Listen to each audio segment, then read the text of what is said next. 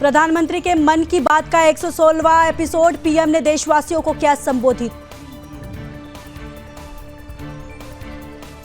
NCC युवाओं में अनुशासन, नेतृत्व और सेवा की भावना पैदा करती है, मन की बात में बोले PM Narendra Modi.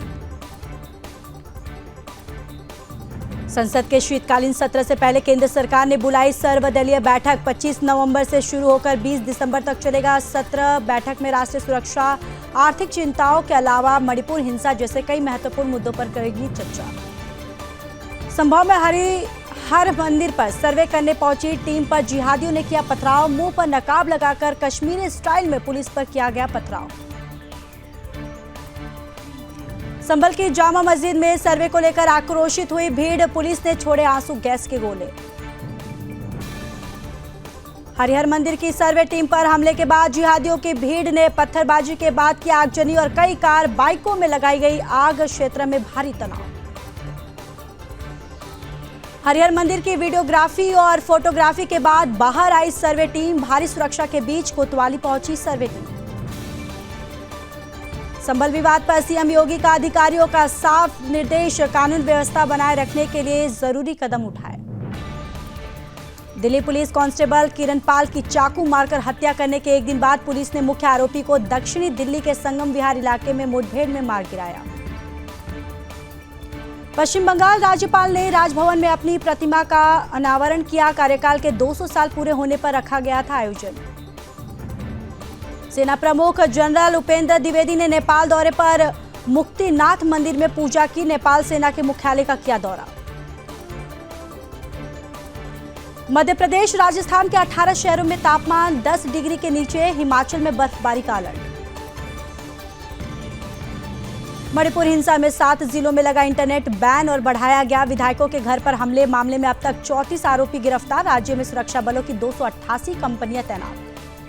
Brand India बनाने के लिए हमें अपने सही फैसलों पर पश्चिमी देशों के कई कहे पर ध्यान नहीं देना चाहिए। बेंगलुरु में आयोजित इंडिया आइडिया कॉन्क्लेव 2024 में बोली वित्त मंत्री निर्मला सीतारमण। महाराष्ट्र के मुंबई शहर में धुंध की परत छाई हुई है। कलानगर में धुंध। दिल्ली के लाल किला और आसपास के इलाकों में छाई धुंध की परत। सीपीसीबी के अनुसार दिल्ली के कई इलाकों का AQI बहुत खराब श्रेणी में पहुंचा। कालिंदी कुंज, दिल्ली में प्रदूषण के कारण यमुना का ऊपर जहरीली झाग तैरता दिखा। उत्तरी भारत में कोहरे और धुंध के कारण देरी से चल रही है कई ट्रेनें। नई दिल्ली रेलवे स्टेशन पर अपनी ट्रेन का इंतजार कर रहे दिखे कई यात्री। पश्चिम बंगाल की कोलकाता के उल्टा डांगा इलाके में सुबह करीब 7:30 बजे लगी आग। मौके पर 6 दमकल की गाड़ियां मौजूद। विपक्ष के ईवीएम पर सवाल उठाने पर बीजेपी नेता शहजाद पूनावाला ने कांग्रेस और विपक्ष पर किया पलटवार। कहा, कांग्रेस की एक ही पहचान है, लोकतंत्र और जनता का अपमान करना। और जम्मू कश्मीर में सुरक्षा बलों ने संदिग्ध विस्फोटकों की सूचना के बाद जम्मू के सीधरा इलाके में तलाशी अभियान चलाया। इलाके में हाई अलर्ट जारी। क्रिकेटर मयंक अग्रवाल, अभिषेक विजय कुमार उज्जैन के महाकालेश्वर मंदिर में भस्म आरती में शामिल हुए। बाबा महाकाल की आरती उतारी।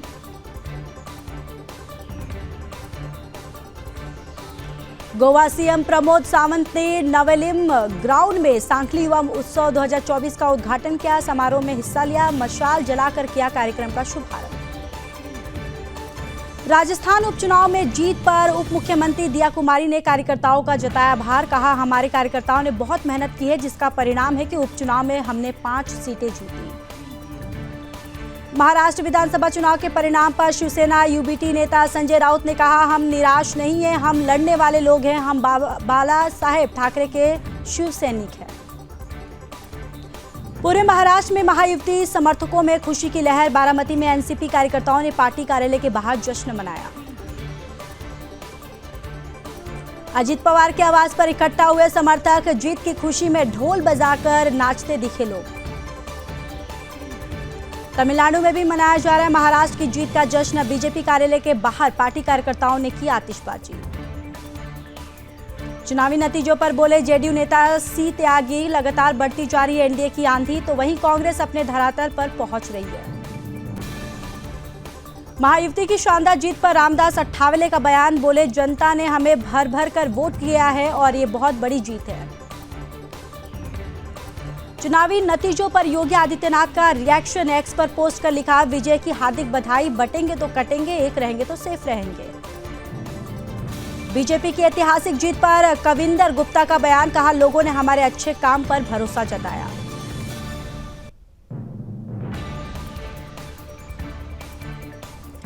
महाराष्ट्र जीत पर बोले बीजेपी नेता सीटी रवि, कहा नेता कार्यकर्ता और जनता का धन्यवाद, सबने विकास के मुद्दे पर वोट दिया है। चुनावी नतीजों पर बोले दिलीप जायसवाल, कहा पूरे देश में एनडीए की लहर, लोगों को पीएम मोदी के नेतृत्व पर भरोसा। केंद्रीय मंत्री अर्जुन राम मेघवाल ने जताई जीत की खुशी, बोले भरोसा जताने के लिए महाराष्ट्र की जनता का आभार। महाराष्ट्र की जीत पर बोले बीजेपी के राष्ट्रीय महासचिव विनोद तावड़े, कहा हमने मिलकर चुनाव लड़ा है, इसलिए जनता ने भरोसा जताया। सीएम के चयन पर बोले विनोद तावड़े, गठबंधन के सभी दल मिलकर लेंगे फैसला, जल्द होगी सीएम नाम की घोषणा। चुनावी परिणाम पर बोले शिवसेना यूबीटी नेता आनंद दुबे, जो परिणाम आए उसकी उम्मीद नहीं थी, फिर भी जनादेश को मानते हैं। महायुति की ऐतिहासिक जीत पर बोले बीजेपी राष्ट्रीय महासचिव अरुण सिंह, कहा ये जनता के विश्वास की जीत, लोगों को हमारे विकास कार्यों पर भरोसा। महाराष्ट्र में हार पर बोली शिवसेना यूबीटी नेता प्रियंका चतुर्वेदी, कहा बड़े हैरान करने वाले नतीजे आए, लोकसभा में 151 सीटों पर हमारी बढ़त थी, जो सिमट कर इस आंकड़े पर आ गई है। प्रियंका ने नतीजों पर उठाए सवाल, बोली अब ये प्रश्न चिन्ह जरूर उठता है कि कैसे इतना अंतर आया। बीजेपी की जीत पर बोले सुधांशु त्रिवेदी, कहा शानदार तरीके से महायुति की वापसी हुई है, इस विजय का मुख्य आधार सरकार द्वारा किए गए विकास के कार्य और पीएम नरेंद्र मोदी के प्रति जनता का विश्वास।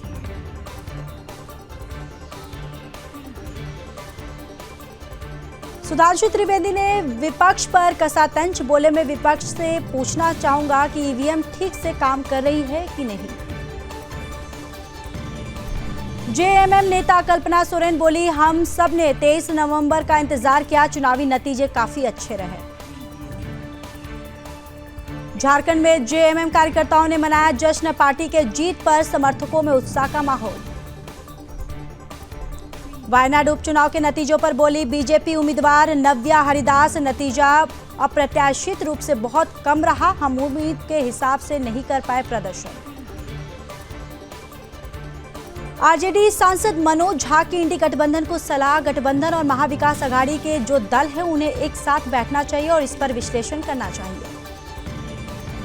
केदारनाथ विधानसभा चुनाव, बीजेपी प्रत्याशी आशा नौटियाल की जीत, बीजेपी नेता और कार्यकर्ताओं ने सीएम पुष्कर सिंह धामी को दी बधाई। केदारनाथ जीत पर सीएम धामी ने एक्स पर किया पोस्ट, लिखा जनता का जनादेश, विकास कार्यों पर अटूट विश्वास की मुहर। यूपी उपचुनाव पर बोले मंत्री संजय निषाद, कहा जनता ने हमें काम के आधार पर वोट दिया है, लोगों को बीजेपी पर भरोसा है। गोरखपुर में हुआ अखिल भारतीय विद्यार्थी परिषद का 70वां राष्ट्रीय अधिवेशन, सीएम योगी आदित्यनाथ हुए शामिल। अवैध बालू खनन पर बोले बिहार के डिप्टी सीएम विजय कुमार, कहा करीब 3000 ट्रक बालू जब्त किया गया है, जहां ये पकड़े गए हैं वहां पुलिस की भी जिम्मेदारी तय होगी। उत्तराखंड के मुख्यमंत्री पुष्कर सिंह धामी और अभिनेता विक्रांत मैसी ने देहरादून में फिल्म द साबरमती रिपोर्ट देखी। संबल पत्थरबाजी पर बोले गिरिराज सिंह, कहा एक समुदाय ने सरकारी तंत्र ही नहीं बल्कि कानून पर भी हमला किया है, जब ये बर्दाश्त नहीं होगा। एनडीए की जीत पर बोले सम्राट चौधरी, कहा ये लोकतंत्र की जीत है, बीजेपी एनडीए को महाराष्ट्र, बिहार, उत्तर प्रदेश में शानदार जीत मिली है। सम्राट चौधरी बोले बिहार की 4 सीटों पर एनडीए की जीत हुई है, जो लोग इन चुनाव को सेमीफाइनल बता रहे थे वे खुद सेमीफाइनल में हारकर बाहर हो गए। चुनावी नतीजों पर मंत्री असीम अरुण का बयान, बोले खुशी की बात है कि यूपी में समर्थन बनाकर रखा, लोकसभा में सपा ने लोगों को भ्रमित किया था। यूपी उपचुनाव पर बोली डिंपल यादव, कहा जिन कठिन परिस्थितियों में उपचुनाव हुए थे उसके बावजूद सपा कार्यकर्ता और उन मतदाताओं को धन्यवाद देना चाहूंगी जिन्होंने अपने मतों का प्रयोग किया। महाराष्ट्र चुनाव पर बोली डिंपल यादव, जो हमने सोचा था उसके विपरीत नतीजे आए। कहीं ना कहीं इस बात पर विचार करने की जरूरत है कि इस तरह के नतीजे क्यों आए हैं। और कुंदरकी में बीजेपी प्रत्याशी रामवीर सिंह की जीत, बीजेपी समर्थकों ने मनाया जश्न, मिठाइयां बांटी। खैर उपचुनाव में भी बीजेपी ने फहराया झंडा, 38,000 से ज्यादा वोटों से जीते सुरेंद्र दिलेर। फूलपुर में मतगणना के दौरान हुआ बवाल, बीजेपी समर्थकों से भिड़े सपा कार्यकर्ता।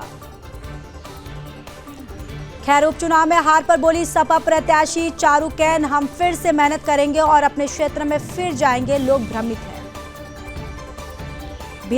बिहार उपचुनाव में हार पर बोले राजद नेता मृत्युंजय तिवारी, कहा हमारी उम्मीद के हिसाब से परिणाम नहीं आए, इसकी समीक्षा की जाएगी।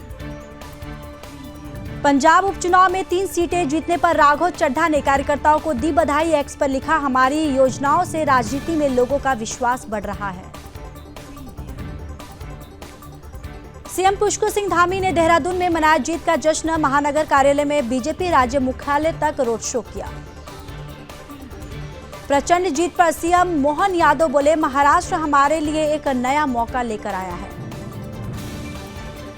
अमेरिकी SEC ने गौतम और सागर अडानी को भेजा सम्मन, 21 दिन में मांगा जवाब। अडानी समेत 8 लोगों पर रिश्वतखोरी और धोखाधड़ी का आरोप।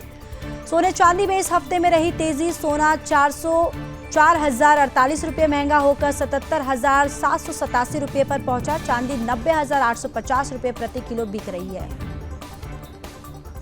NTPC ग्रीन एनर्जी का IPO हो, टोटल 2.55 गुना हुआ सब्सक्राइबर, रिटेल कैटेगरी में सबसे ज्यादा। अडानी ग्रुप पर अमेरिका में केस, अब सेबी के भी रडार पर अडानी ग्रुप, जानकारी छुपाने को लेकर मांगा जवाब, नियमों के उल्लंघन की भी जांच जारी। सेंसेक्स में 5 महीने बाद करीब 2,000 अंकों की उछाल, निवेशकों की वेल्थ 7.25 लाख करोड़ बढ़ी। अडानी ग्रुप के 10 में से 6 शेयर्स चढ़े। वोडाफोन आइडिया के 25,000 करोड़ के डेट फंडिंग प्लान में देरी, इससे कंपनी की फाइनेंशियल रिकवरी होगी सुस्त। SBI का $1.25 बिलियन का लोन लेने का प्लान, ये इस साल किसी बैंक की तरफ से डॉलर में लिया जाने वाला सबसे बड़ा लोन होगा। एलन मस्क फिर बने दुनिया के सबसे अमीर शख्स, टेस्ला CEO की नेटवर्थ $348 बिलियन के पास। टेस्ला के शेयरों में बढ़त का सबसे अधिक योगदान रहा। और भारत के विदेशी मुद्रा भंडार में गिरावट जारी, करीब $18 बिलियन घटकर 657.89 अरब डॉलर पर पहुंचा। जोमेटो हुआ BSE सेंसेक्स में हुआ शामिल, 23 दिसंबर से इंडेक्स में करेगा ट्रेड, निफ्टी 50 में भी हो सकता है शामिल।